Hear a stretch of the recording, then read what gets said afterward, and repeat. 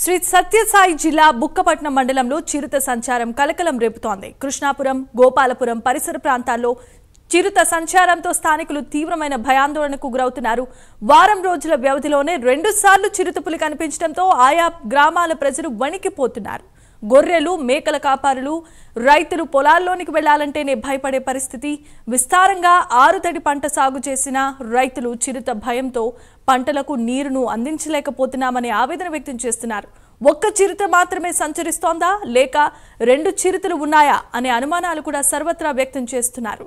మరోవైపు రాత్రి వేళల్లో రైతులు ఒంటరిగా పొలాల్లోనికి వెళ్లొద్దని, చిరుత ఎక్కడ కనిపించినా తమకు సమాచారం అందించాల్సిందిగా అటవీ శాఖ అధికారులు దండోరా వేయించారు.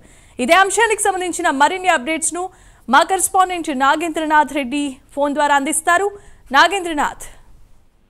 శ్రీ సత్యసాయి జిల్లా బుక్కపట్నం మండలం కృష్ణాపురం, గోపాలపురంలో అటవీ ప్రాంతంలో చిరుత సంచరిస్తుంది. ఆ ప్రాంతంలో ఉన్నటువంటి వ్యవసాయ పొలాల్లోకి రైతులు వెళ్లాలన్నా, గొర్రెల కాపరు వెళ్లాలన్నా చాలా భయానికి పరిస్థితి ఏర్పడింది. గత వారం క్రితం చిరుత కనపడింది, ఇవాళ కూడా ఒక చిరుత కనపడింది అనేసి స్థానికులు చెప్పడం జరుగుతుంది. అయితే ఆ రోజు కనబడిన చిరుత వేరు, ఈ రోజు కనబడిన చిరుత వేరు అన్నట్లు స్థానికంగా ఉన్నటువంటి చెప్తున్నారు.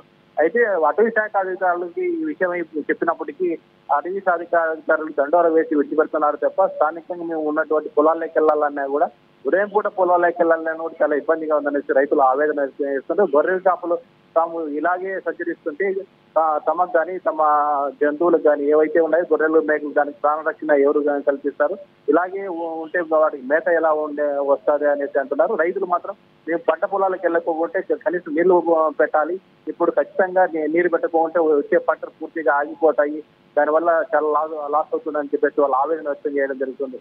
అటవీ శాఖ అధికారులు వీలైతే తొందరగా ఆ చిరుతపులులు ఎన్ని ఉన్నాయో చూసేసి అక్కడ ఖచ్చితంగా వాళ్ళు పట్టుకోవాల్సిన అవసరం ఎంతైనా ఉంది, మాకు ప్రాణరక్షణ నుంచి కల్పించాల్సిన అవసరం ఎంతైనా ఉంది అనేసి గోపాలం, కృష్ణాపురం వాళ్ళు అసలు చెప్పడం జరుగుతుంది. అయితే రాత్రి వేళల్లో కూడా ఒకవేళ చిరుత గ్రామాలకి సంచరిస్తే ఆ సమయంలో మేము ఎలా చేయాలి, పడుకున్న టైంలో మేము నిద్రామత్తులో ఉన్నప్పుడు ఏం చేయాలనేసి వాళ్ళు, గాఢ నిద్రలో ఉన్నప్పుడు ఏం చేయాలనేసి వాళ్ళు ఆవేదన వ్యక్తం చేయడం జరుగుతుంది.